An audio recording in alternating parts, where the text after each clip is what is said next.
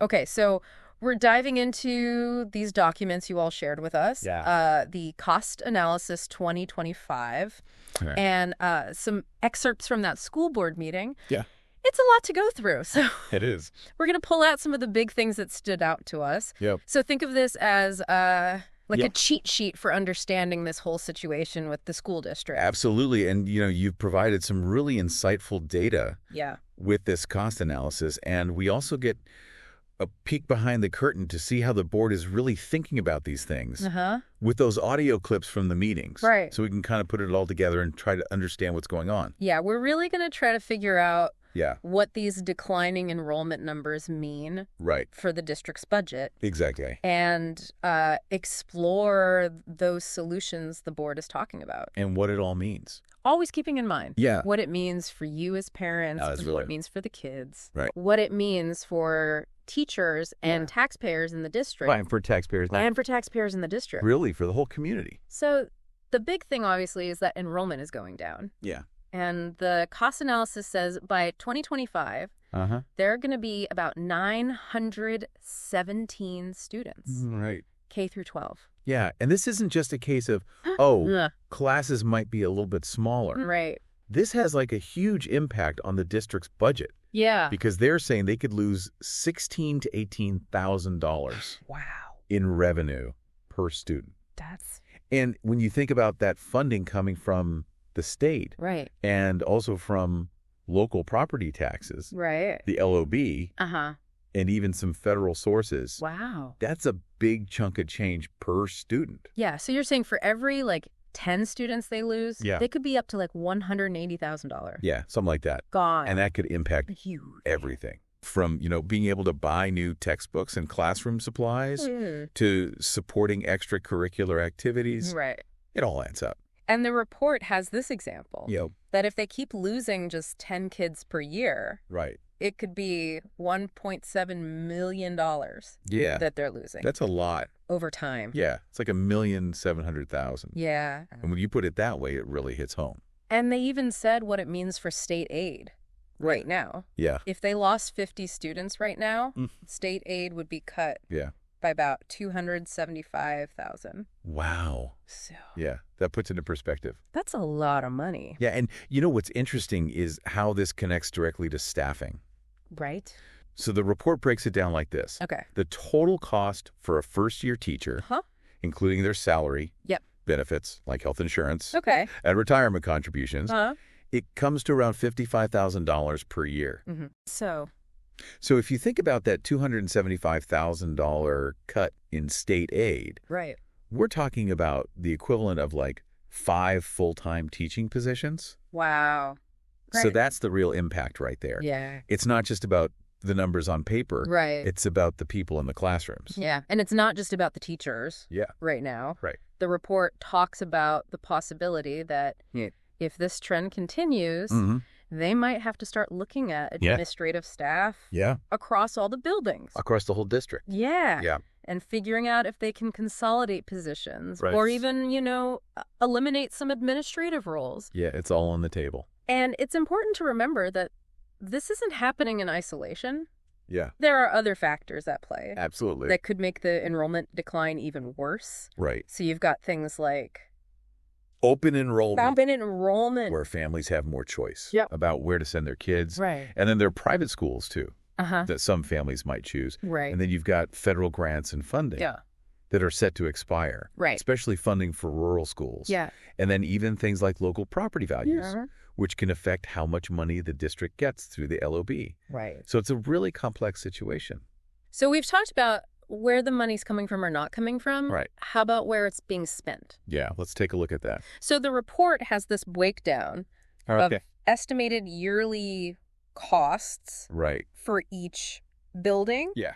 And it doesn't include, Yeah, this is just for the school buildings themselves. not the DAC or the technology and transportation salaries. Exactly. So this is building specific. Yeah. And it's really interesting to see. Yeah, what jumps out at you when you look at this? Just the difference in scale between the buildings. Uh-huh. So last year, Grand Attendance Center had the lowest Yeah. operational expenses. uh-huh. It was around $224,533. Okay. Yeah, quite a bit lower than some of the others. Yeah, then Overbrook. Okay. It's a lot higher, almost $1.77 million. Okay. Carbondale was the highest. Right. Around $2.29 million. Wow. And the high school was close behind. Yeah. At $2.09 million. Okay, so these numbers represent... Yeah, what's in there? Everything it takes to keep the lights on in those buildings. So that's utilities, groundskeeping, internet and technology, staff salaries, insurance. It's all included in those totals. So we're looking at this revenue shortfall and these costs. It's no surprise that the school board is talking about ways to save money. Absolutely. And a big part of that is consolidating the campuses. Yeah. They're looking at different options. Yeah, so like 2 campuses, 3 campuses, even 1 campus. Yeah, they even talked about just keeping things the way they are. Doing nothing. Yeah, which is always an option. Right. But it's clear that they're really focusing on how to be as efficient as possible. So when they were talking about consolidation, food service came up a lot. Yeah, it's a big area where they could potentially save money. Yeah, so the report says if they went to like a 2-campus model, they could maybe use the kitchens at the high school and Carbondale and serve all the students from there. Yeah, that way they wouldn't need dedicated food service staff at every single building. Yeah, they even talked about family style feeding for pre-K, which would mean even fewer staff in a 2-campus model. Yeah, and these savings would go beyond just cutting positions because they're already kind of transitioning away from employing their own food service workers and moving towards contracting with companies like... Yeah, they mentioned OPA. OPA. Right. Which a lot of districts use. So if they consolidate campuses, it could actually make that transition even cheaper. Interesting. Compared to what they're spending now on salaries and benefits. Yeah, and they said... It could even lead to contract cost credits from a provider like OPA. Potentially. Yeah. But, of course... They'd have to do a whole financial analysis. Yeah, they got to run the numbers. Yeah, to be sure. But it's worth looking into. So, beyond just the staff, consolidation could save money on equipment, too. Right, because if you're only running a couple kitchens... You're not constantly having to maintain and repair all this old equipment. Plus, you're saving on insurance for the kitchens you're not using. Yeah. And they also mentioned transportation and technology. It could be streamlined. Right. If you've got fewer buildings, you can optimize those bus routes and potentially even save on things like software licenses and IT support. It just makes sense. Yeah, it's about making things run smoother. And they talked about how centralized kitchens could lead to more efficient operations. Right, so they could do things like batch cooking. Yeah. Better inventory management. Which could even lead to better quality food overall. That would be nice. Yeah, and they could even expand programs like Second Chance Breakfast or offer salad bars. Yeah. Even supper programs. Wow. And that could mean more federal funding. Right. Through programs like this CACFP. What's that? The Child and Adult Care Food Program. Okay. It helps fund these kinds of meal programs in schools. Interesting. Yeah. So it's not just about cutting costs. Right. It's about doing things smarter.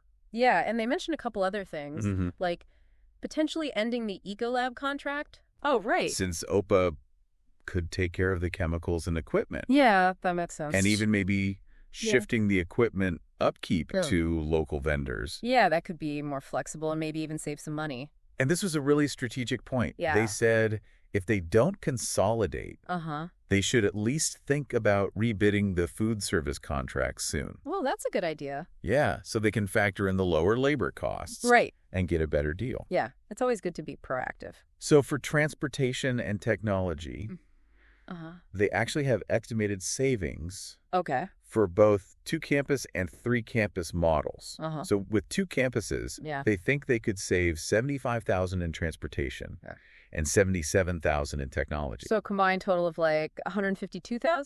But with 3 campuses, the savings are smaller. Right. $37,500 for transportation and $20,000 for technology. So that's still significant. Yeah. But definitely less than the two-campus model. And then there's staffing for kindergarten through 5th grade. Right. They're talking about maybe going down to 3 teachers per grade, which could save $270,000 every year. Yeah. Which is almost enough to offset the revenue loss from declining enrollment. Exactly. And they pointed out that 2nd grade already has 3 teachers. Okay. So it would mainly affect the other grades. Right. And it would be about 75% of what they're spending on salaries now. But, they have to be careful. Yeah. Because if they reduce the number of teachers, class sizes are going to go up. Yeah. Which could affect how much attention each kid gets. And they went even further and estimated cost reductions for 2 buildings and 3 buildings. Okay, so for the 2-building model, they're thinking pre through 5 in one building and 6 through 12 in another. Okay.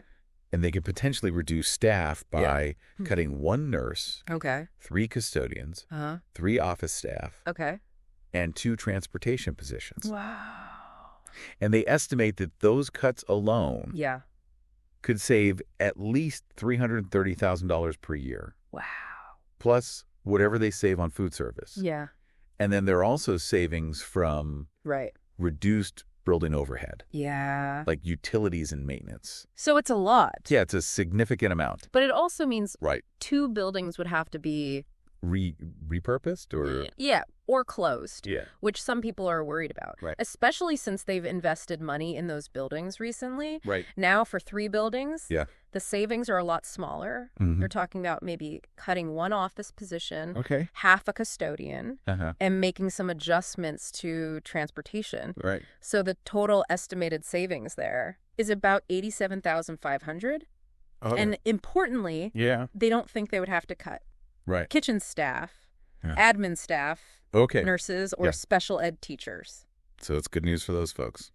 But the report makes it very clear that if they want to make a real dent in those overhead costs, they might have to consider going down to 2 campuses. Right. Or even just 1. Yeah, and they even mentioned that this might have to happen through natural staff attrition. What does that mean? So basically, as people retire or leave the district, they wouldn't fill those positions. Got it. And that way they could gradually reduce the number of staff without having to lay anyone off. Makes sense. Yeah. And for custodial supplies and maintenance, they don't expect any major cuts. Right. It'll just go down a bit as the student population shrinks. Historically, it's been around 77,000 annually. Makes sense. Same with technology and communication. Right. Average cost is about $200,000 a year. Okay. For internet and phone service. Yeah. Hardware costs have been low because of grants and donations. That's great. So the cost analysis is really good at giving us the numbers. Yeah. It paints a clear picture of the financial situation. But when we look at the school board meeting, we get to hear the actual discussion. The back and forth. Yeah, and it's fascinating. Now, what stood out to you from those discussions? Well, first off, they're considering all the options. Right. 1 campus, 2 campuses, 3 campuses. Even keeping all 4. And they made it clear that no decisions have been made yet. Right. It's still very early in the process. One board member even said that the financial figures are just preliminary. Right. They need more detailed numbers. Yeah, before they can really decide anything. Yeah, that makes sense. Yeah. So while the report is great for the big picture, they need more specific projections for each option. For sure. And what really struck me is that they kept saying it's not just about the money. Right. It has to be what's best for the kids. The students. Yeah, and the programs. Yeah, absolutely. While also being financially responsible. Yeah, it's a balancing act. Yeah, they said enrollment is way down from when they had 400 more students. Yeah, they're really trying to be good stewards of taxpayer money. And they talked about the current setup for pre-K and elementary as being kind of wonky. Yeah, it's spread out across different buildings. Yeah, and they'd like to have like pre through 5 or even pre-K through 6 in one building. Yeah, to make things easier for the younger kids. Yeah, and they talked about the high school. It's getting old. Right. Needs some work. Yeah. And capital outlay funds are limited. Yeah, they can't do everything they want. And they all agreed that they want teachers to be able to collaborate better. Yeah. And they think that would be easier if they were in fewer buildings. Yeah, more centralized. So they're really trying to think long term about the best way to use their resources. Yeah. So to be clear, here's what they mean by the different campus options. 3 campuses doesn't necessarily mean closing a building entirely. They could repurpose one, maybe for special ed or district offices. Or even lease it out or sell it. But the other 3 buildings would still be used for education. In some way. Now, 2 campuses, they're thinking elementary in one, junior high and high school in the other. So they'd have to repurpose 2 buildings. And then the big one, one campus. Everything at the high school. Wow. Which would leave 3 buildings to figure out what to do with. That's a big change. Yeah. And they talked about the financial side of each option. Yeah. So with fewer buildings, they might be able to save on capital outlay costs. Yeah. But they also said lowering the mill levy could mean less state aid. Yeah. So it's a trade-off. So they have to weigh that carefully. Absolutely. And initially, yeah, they seem to think 3 campuses would be easier on taxpayers. Okay. But one campus would be really expensive. Right. And hard to do right now. A lot of logistical challenges. Yeah. And phasing came up. Oh, yeah. As a way to make the transition. Right. So maybe first they move junior high, 6th through 8th to the high school. And then later on, they could add things like softball fields and another gym. Yeah. And when they were talking about that, they brought up some issues with the high school. Right. Like the band room is too small. Yeah, it only holds like 20 people. Wow. But the band has 118 students. The wrestling room is also too small. Okay. The locker rooms are in bad shape. Right. The wood shop has ventilation problems. And they need more space for music practice. So even with 3 campuses, they'd still have to do some renovations. Yeah, but some board members really like the idea of 2 campuses. In the long run, they think it would be more efficient and easier for students. Fewer transitions. Yeah, but they did acknowledge that they just put a lot of money into Scranton and Overbrook. So it's tough to think about closing them. Yeah, it's a difficult decision. And this led to a really important point. Yeah. They said they need a 10-year plan. So they don't keep spending money on buildings that they might close later. That makes a lot of sense. Yeah. And they even talked about where the district office would go in a 2-campus model. Yeah, that's an important detail. And they all agreed that they need more detailed visuals to really see what each configuration would look like. Right. And they had specific questions about the band parking, athletics, and the district office. They want to know how those things would be accommodated. Yeah. And they even brought up sharing spaces. Like the band room and gyms between junior high and high school. That's a good idea. Yeah. And they talked about how they would pay for all this. Right. So they mentioned a bond issue to fix up the high school. Okay. And they said because of a bond that's ending in 2028. Right.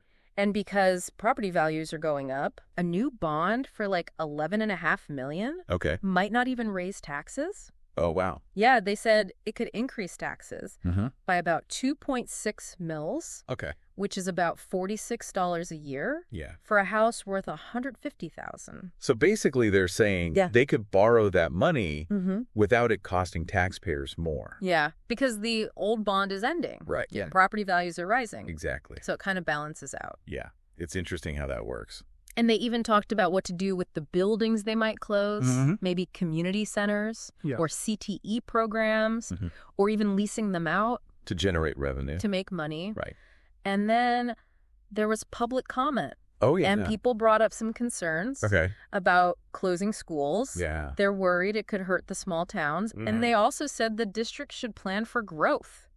Not just the current decline. Yeah. What if enrollment starts going back up? Exactly. Some people also said they want to keep elementary schools in their local communities. And parents talked about the challenges of having kids in multiple schools, especially with transportation. Yeah. Some kids are on the bus for over an hour. Wow. So the board heard these concerns, and they said they're going to create a steering committee to get feedback from the community. That's a good step. And they're also going to make a website all about the reconfiguration with online surveys. Okay. Summaries of the meetings. Yeah. Maybe even AI-generated summaries. Interesting. And they'll post recordings and minutes from past meetings. So people can stay informed.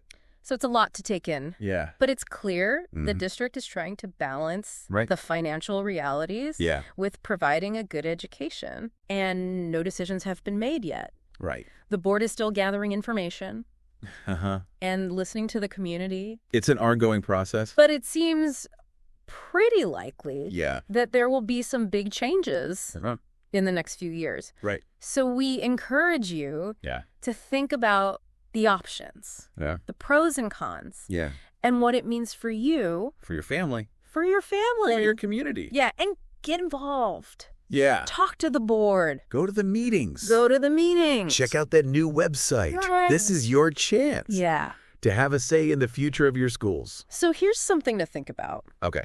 Given everything we've talked about, the declining enrollment, the budget issues, the different perspectives in the community, what do you think should be the most important thing? The guiding principle.